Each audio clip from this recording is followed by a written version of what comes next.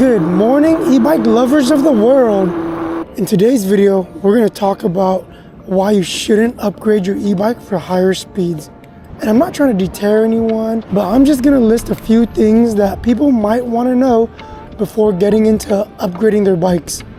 We're currently in downtown Long Beach, and we're on our way to the water. We're going to get nice and close to the sand for a good thumbnail. Reason number one, you shouldn't upgrade your e-bike for higher speeds if you're the type of person that does not want to be hands-on. It's a good amount of work. To reach those speeds of 45 to 60 miles per hour, usually you're gonna have to change your controller, your motor, and your battery. And then you gotta figure out how to keep the wiring clean and organized. And sometimes if the wiring doesn't match up, then you might have to solder some wires too. Now, of course, you can always pay people to upgrade your bike for you, but you should know that even after the job is done, it's never really done, because with higher speeds, comes more wear and tear. Oh, look at this view right here. You got the lighthouse, you got someone's boat, and Shoreline Village.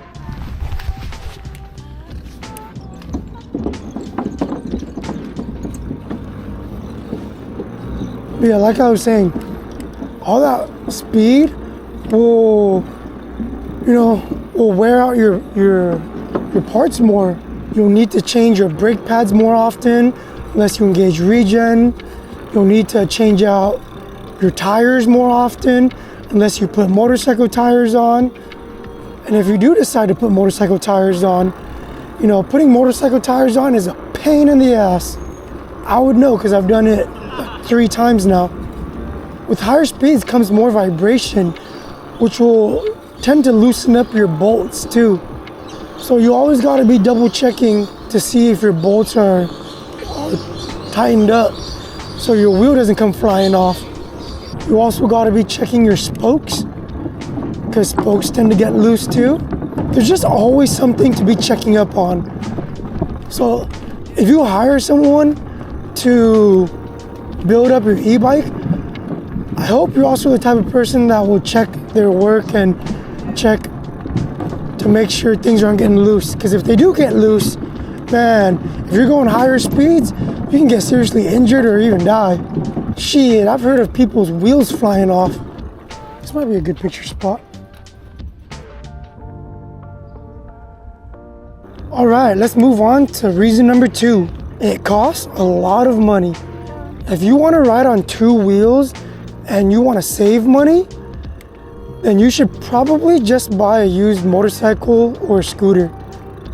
Because all these upgraded e-bikes are definitely more expensive than your traditional motorcycle and scooter. Traditional 2-wheel gas vehicles have been around for so long that the technology isn't like up and coming. That's why it's a lot cheaper to just go that route.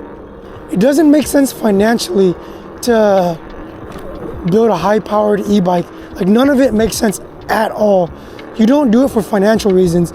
You do it because it's fun and it's your hobby. And you have e-bike friends and you want to do e-bike things. Dang, check out that view. Pretty sweet, huh?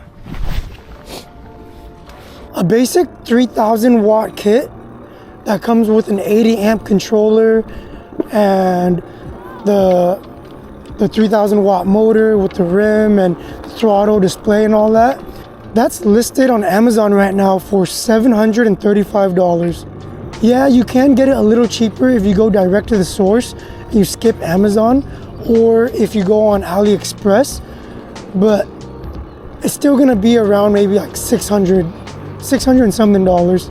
Usually parts on Amazon will cost about $100 more. But it's still not cheap, man. Even if you do go on AliExpress. And that's not accounting for the main cost of the build, which is the battery. On the Aniioki that I just upgraded and built, I used 2 batteries. We can talk about how much I paid for them. I have 2 batteries running in parallel. The small one is 30 amp hours, right? The 30 amp hour battery costed me $787, and that's before shipping. I paralleled that battery with a 50 amp hour pack, and that 50 amp hour costed me $1,266. I guess you could say it's around that 40 amp hour mark that the packs will usually start costing over $1,000. And my battery packs are cheap compared to the popular battery makers out there and what they're selling them for.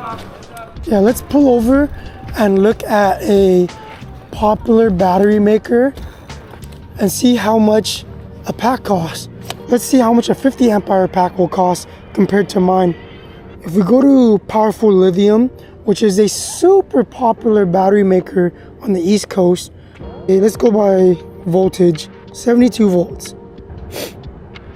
Okay, over here we see a 72 volt, I guess they call it an ether, wide frame, high discharge battery for Super 73. All right, this one is 51 amp hours, right? And it has moly cell, a 51 amp hour battery with moly cell. This one is listed for $2,550. That is insane. That is so crazy expensive, which is why I went to a morgue. I'm not sure how you pronounce it, but let's call it a morgue. That's why I went to a morgue to buy my battery pack. My 50 amp hour pack from a morgue costed $1,266, and that's made with Samsung 50S cells. I'm willing to bet that if I got a quote from a morgue right now for moly cells for 50 amp hours, it would most likely be below $2,550. Yeah, so like I'm saying, batteries are expensive. Even if you go the cheap route, if you go any cheaper than what a morgue can offers you, I would start questioning the quality of the pack. I've seen some really cheap packs on AliExpress and Amazon, but man, I don't know if I would trust those. That's like a bomb waiting to explode. Now that you've got your motor kit and your battery and you're able to go 55 miles per hour, or you can cruise at 30 miles per hour and your range will be insane at like 60, 70 miles. Now you're gonna have 2 different problems. Problem number 1 is that your braking system is probably gonna be shit. So next thing you wanna do is you're gonna be upgrading your braking system. And that's gonna cost even more money, right? It just doesn't end. And let's say you did the 72 volt upgrade, not for more speed, but for more watt hours so you can get insane range. And now you're riding 60, 70 miles at a time. Yeah, I guaranteed your stock seat isn't gonna be very comfortable. So then you're gonna upgrade your seats to something like JB seats or Tapia seats. And that's probably gonna cost you another couple hundred, maybe $200 to $300. Oh, and by the way, I haven't even mentioned that once you tear out your stock controller, you won't be able to use your lights and the brake lights and the turning signals that came stock on your factory bike. So you're gonna have to find ways to have a lighting system for your newly upgraded bike. If you want to do that cheaply, then you can just find a rechargeable like battery bar, like a light bar that you can just mount on your bike. And you can also get rechargeable turning signals that are like Bluetooth.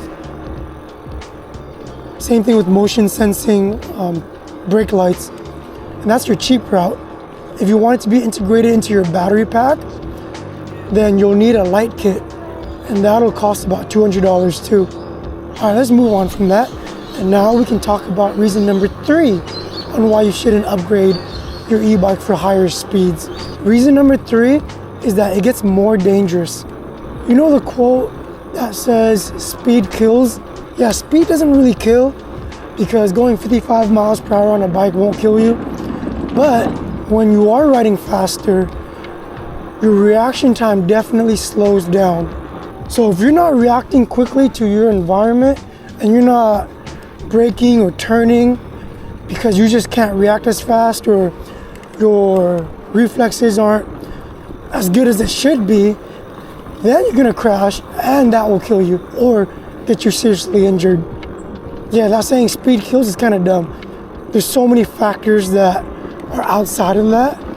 It's partially true. Because if you're gonna do a crash at, what's a stock moped style, what's the speed of a stock moped style e-bike?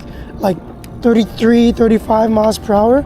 Yeah, if you're gonna crash at 35 miles per hour, yeah, it's gonna be bad, but I guarantee you it's not gonna be as bad as getting into a collision at like 55 miles per hour.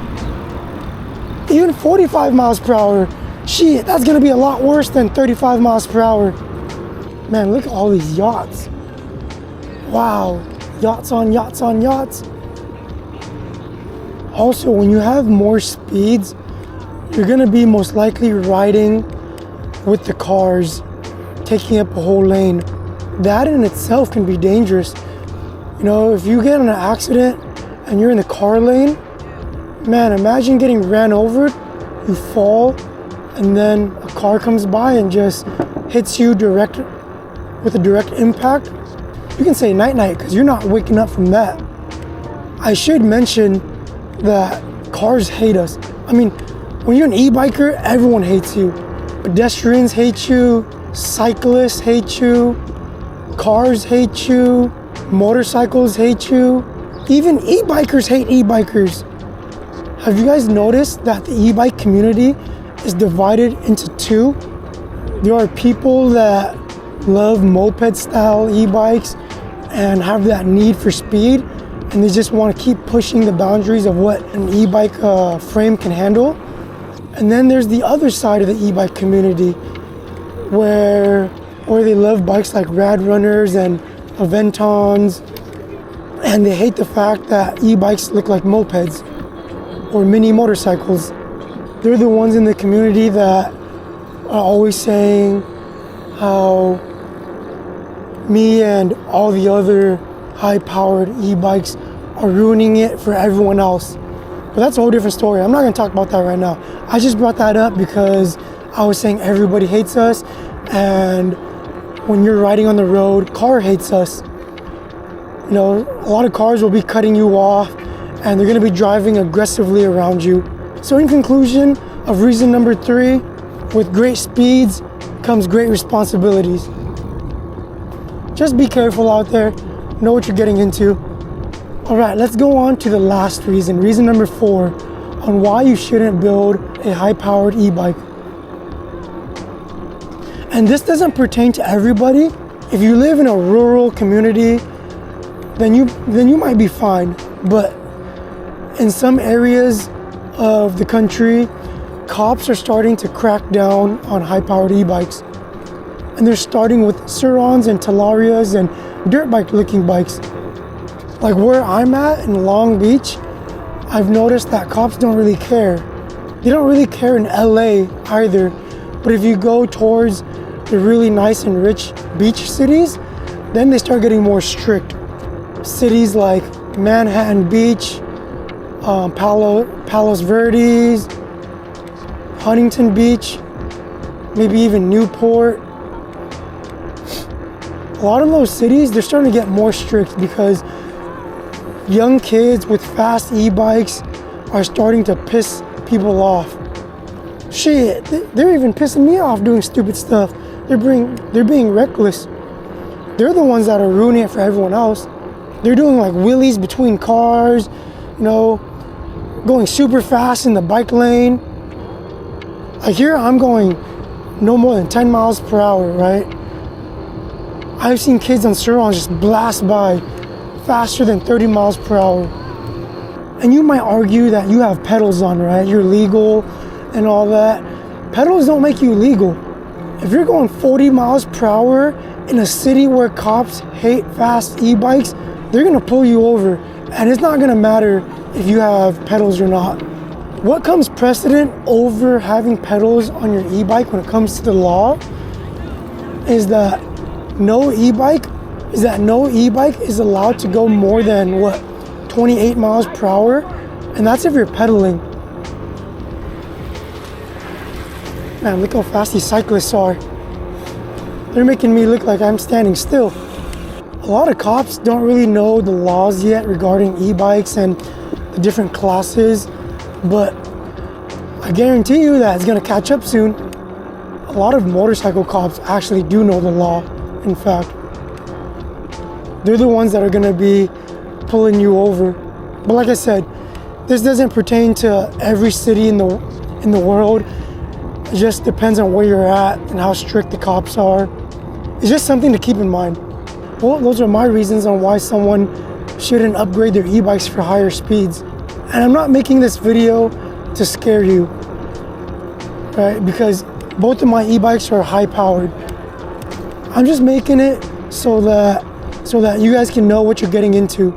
I love both my e-bikes, and I love the fact that my bikes can go super fast, but I also love that I can just ride super slow and blend in with everyone else. Now that I've made a video on why you should not upgrade your e-bike for higher speeds, you already know I'm gonna make a video on why you should do it, because I love my bikes. But that's gonna be it for this video, guys. Thank you for watching. Please like, subscribe if you want. If you have any questions, please leave them in the comment section. If you have any thoughts, you also know where to leave them. And I'll catch you guys in the next one. Peace.